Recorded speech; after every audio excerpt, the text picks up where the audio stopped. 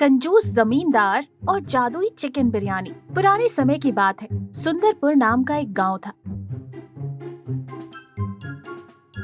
ये गांव अपने हरे भरे खेतों के लिए जितना मशहूर था, उससे कहीं ज्यादा मशहूर थे वहाँ के जमींदार माधव बंसल अपनी कंजूसी के लिए। माधव बंसल के पास इतना पैसा था कि पूरा गांव खरीद ले, लेकिन जेब से 1 रुपए निकालना हो तो उनकी जान निकल जाती थी।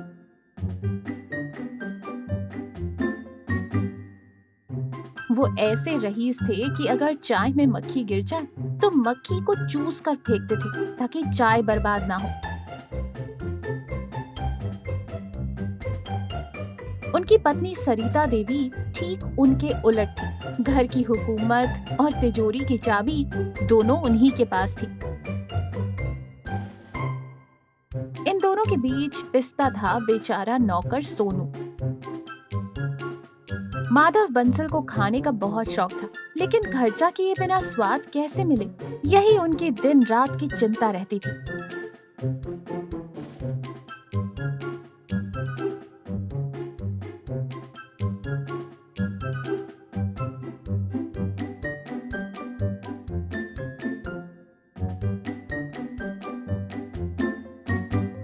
दोपहर का समय था। माधव बंसल अपनी चांदी की थाली के सामने बैठे रोनी सूरत बनाए हुए थे। थाली में उबली हुई लौकी और बिना घी की रोटियां पड़ी थी।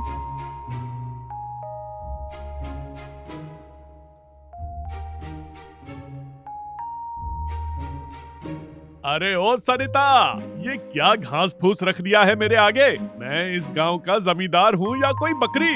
पिछले 4 दिन से लौकी तोरई मेरी जुबान का स्वाद ही मर गया है। कम से कम थोड़ा अचार ही दे दे। ज्यादा शोर मत मचाओ जी। वैद्य जी ने कहा है आपका पेट मटके जैसा हो गया है। तेल मसाला बंद मतलब बंद। चुपचाप खा लो, वरना रात को ये भी नहीं मिलेगा। माधव बंसल ने बेमन से एक निवाला तोड़ा। तभी खिड़की से हवा का झोंका आया। कहीं दूर किसी के घर कुछ अच्छा बन रहा था। आहा, सोनू, ओ सोनू, कहाँ मर गया रे? सोनू दौड़ता हुआ आया। जी मालिक, क्यों चिल्ला रहे हैं? ये खुशबू कहाँ से आ रही है बे? लगता है किसी ने मुर्गा भुना है। मसाले की महक से मेरी आत्मा तड़प रही है। मेरी लौकी वाली किस्मत में ये खुशबू कहाँ से आई? मालिक, वो पीछे वाले टोले में साहूकार के बेटे की शादी है। लखनऊ से बावर्ची आया है। दम बिरयानी बन रही है। खुशबू तो पूरे गांव में महक रही है। अरे, तो हम यहाँ लौकी क्यों खा रहे हैं? चल, अभी चलकर दावत उड़ाते हैं। मुफ्त का खाना छोड़ना पाप है। और वैसे भी मुझे साहूकार बहुत पसंद हैं।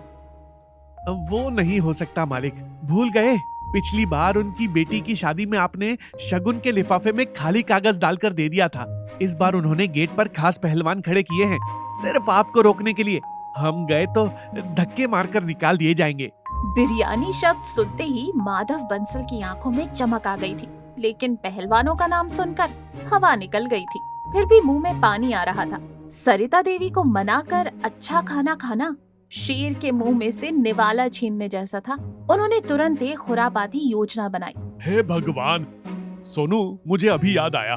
मैंने कल सपने में देखा कि अगर मैं पूरे गांव को अपने हाथों से बनी शाही चिकन बिरयानी नहीं खिलाऊंगा तो मेरी सारी जमीन बंजर हो जाएगी। यह कुल देवता का आदेश है। मुझे तुरंत दावत देनी होगी। कुल देवता को बिरयानी चाहिए? पहले तो सिर्फ लड्डू मांगते थे। ये सपना है या तुम्हारे पेट की भूख? अरे भाग्यवान, देवताओं का टेस्ट भी बदलता है। अब दावत तो देनी पड़ेगी, वरना पाप लगेगा।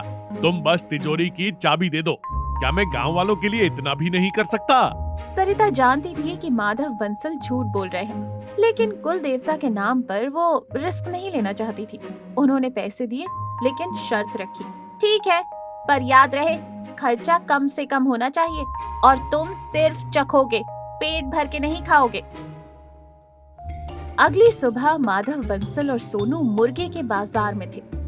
माधव बंसल हर दुकान पर जाकर मुर्गों को ऐसे दबा दबा कर देख रहे थे जैसे तरबूज खरीद रहे हों। उनकी कंजूसी देखकर तो मुर्गे भी डर रहे थे। अरे बंसल जी, मुर्गा है, दब जाएगा तो जान निकल जाएगी इसकी। चुप कर।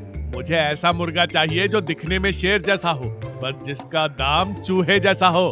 सस्ता और टिकाऊ माल दिखा। मालिक, वो सामने वाला मुर्गा देखिए, कितना तगड़ा है। उसे काटेंगे तो 1 किलो गोश्त पक्का। माधव बंसल ने भाव पूछा। दुकानदार ने 500 रुपए बोले। माधव बंसल का दिल बैठ गया। सोनू, एक काम कर, वो कोने में खांस रहे बीमार और बुढ़े मुर्गे कितने के हैं? मालिक, वो तो 100 के 2 दे देगा, पर उनमें मांस कहाँ है? सिर्फ हड्डी है। गांव वाले क्या हड्डियां चूसेंगे? बेइज्जती हो जाएगी। अरे मूर्ख, यही तो कला है। टिल्लू बावर्ची को बुला। हम चावल ज्यादा डालेंगे, आलू बड़े बड़े डालेंगे और मुर्गों को ऐसे काटेंगे कि पता ही ना चले अंदर क्या है। शोरबा गाढ़ा बनवा देंगे। खुशबू से ही पेट भर जाएगा सबका। लोग चावल खा रहे हैं या आलू, उन्हें पता ही नहीं चलना चाहिए।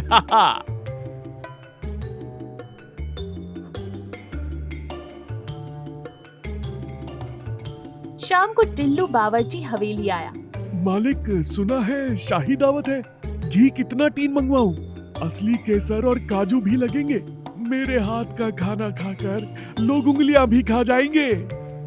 ओए टिल्लो, ज्यादा हवा में मत उड़। घी की जगह वनस्पति डाल और केसर की जगह पीला रंग, काजू की जगह मूंगफली भूनकर पीस देना। किसे पता चलेगा? बस महक ऐसी होनी चाहिए कि पड़ोसी के घर तक जाए। यही तेरा काम है। वाह रे कंजूस, पर मुझे क्या? मुझे तो बनाने के पैसे मिलेंगे। हवेली के बड़े आंगन में बड़े बड़े पतीले चढ़ गए। टिल्लू बावर्ची ने अपना जादुई मसाला, जो दरअसल सस्ता खड़ा मसाला था, भूनना शुरू किया। पूरे गांव में खबर फैल गई कि माधव बंसल आज शाही चिकन बिरयानी खिला रहे हैं। लोग सुबह से ही भूखे बैठे थे ताकि रात को डट कर खा सके। लोग फुसफुसा रहे थे। कंजूस माधव बंसल दावत दे रहा है, मतलब कुछ तो गड़बड़ है या कोई चमत्कार।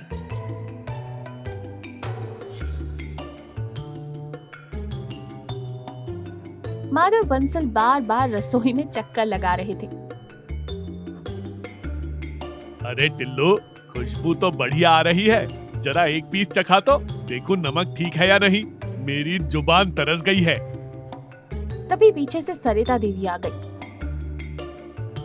हाथ में करछुल लेकर खड़ी हो गई। खबरदार जो हाथ लगाया, ये भोग है। पहले गांव वाले खाएंगे, बाद में घर के लोग। और वैसे भी वैद्य जी ने चिकन मना किया है। इधर सोनू ने माधव बंसल के कान में कहा, मालिक चिंता ना करें, मैंने आपके लिए अलग कटोरी में 2 बड़े लेग पीस छुपा कर रख दिए हैं। जब सब खाने में व्यस्त होंगे, आप कोठरी में जाकर खा लेना। माधव बंसल खुश हो गए। उन्होंने सोनू को इनाम में 1 रुपए देने का वादा किया, जो उन्होंने कभी दिया नहीं। शाम ढलते ही पंगत लग गई। गांव के प्रधान, पटवारी और आम जनता सब पत्तल लेकर बैठ गए। पतीले के ढक्कन खोले गए। भाप का एक बवंडर निकला। खुशबू वाकई लाजवाब थी। माधव बंसल छाती चौड़ी करके खड़े हो गए। भाइयों और बहनों, आज की यह दावत मेरे दिल का टुकड़ा है। खाइए, भर पेट खाइए। ऐसा स्वाद आपको लखनऊ में भी नहीं मिलेगा। माधव बंसल की रसोई है भाई। टिल्लू ने परोसना शुरू किया। गरम गरम चावल, मसालेदार आलू और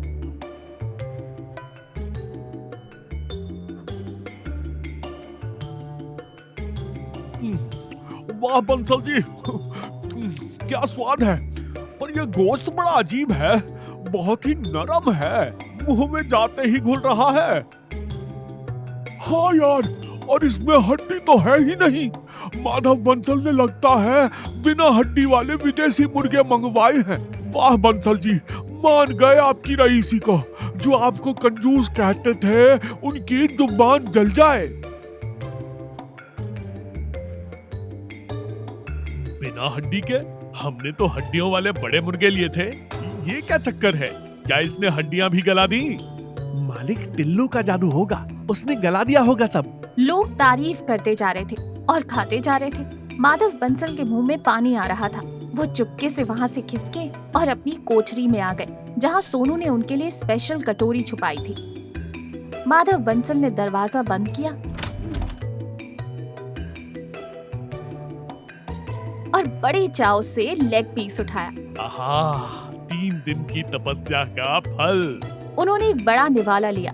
चबाते ही माधव बंसल का चेहरा बदल गया। उन्होंने फिर चबाया। स्वाद बहुत अच्छा था, मसालेदार, लेकिन ये मुर्गा नहीं था। ये क्या है? ये तो तभी दरवाजा खुला और सरिता देवी अंदर आई। वो जोर जोर से हंस रही थी। कैसा लगा मेरा स्पेशल चिकन? सरिता, ये चिकन नहीं है, ये तो कटहल है। तुमने मेरे साथ धोखा किया। धोखा नहीं, आपकी भलाई। कल रात जब तुम और सोनू सो रहे थे, मैंने टिल्लू को बुलाकर सारे बुढ़े मुर्गे वापस भिजवा दिए और उनकी जगह ताजा कटहल मंगवा लिया। कटहल को ऐसे मसालों में पकवाया कि अच्छे अच्छे धोखा खा गए। इसे कहते हैं कटहल बिरयानी। हाय राम, मेरे पैसे, मेरा स्वाद और गांव वाले। अरे गांव वाले तो वैसे भी मुफ्त की दावत उड़ा रहे हैं। उन्हें स्वाद से मतलब, मुर्गे से नहीं। देखो बाहर, सब आपकी जय जयकार कर रहे हैं। माधव बंसल ने खिड़की से झांका। एक बूढ़ा आदमी चिल्ला रहा था, जुग जुग जियो माधव बंसल, ऐसा मुलायम गोश्त तो राजा महाराजा भी नहीं खिलाते होंगे। भगवान आपकी तिजोरी हमेशा भरी रखे। माधव बंसल अपना सिर पकड़कर बैठ गए। उनकी चिकन बिरयानी की योजना वेजिटेरियन हो गई थी, लेकिन फिर भी उन्होंने अपनी थाली में पड़े कटहल के टुकड़ों को देखा। भूख जोर की लगी थी। चलो, कम से कम मुर्गों के पैसे बच गए जो सरिता ने वापस करवा दिए, और स्वाद तो बुरा नहीं है। वो मजे से कटहल बिरयानी खाने लगे। बाहर सोनू टिल्लू से कह रहा था, गजब कर दिया उस्ताद, बंसल जी को पता भी नहीं चला और पूरे गांव ने शुद्ध शाकाहारी दावत उड़ा ली। इसे कहते हैं कला। वैसे सोनू, जो मुर्गे वापस किए थे उसके पैसे मालकिन ने मुझे टिप में दे दिए। आधा तेरा, आधा मेरा। चुप कर, धीरे बोल, वरना बंसल सुन लेगा तो हमारा कीमा बना देगा। इस कहानी से हमें ये सीख मिलती है कि कंजूसी और चालाकी से इंसान अक्सर खुद ही ठगा जाता है। लेकिन अगर नियति साफ हो, जैसे सरिता की थी, तो अंत में सबका भला होता है। और हाँ, अच्छे मसाले में पकाया हुआ कटहल भी चिकन से कम नहीं लगता।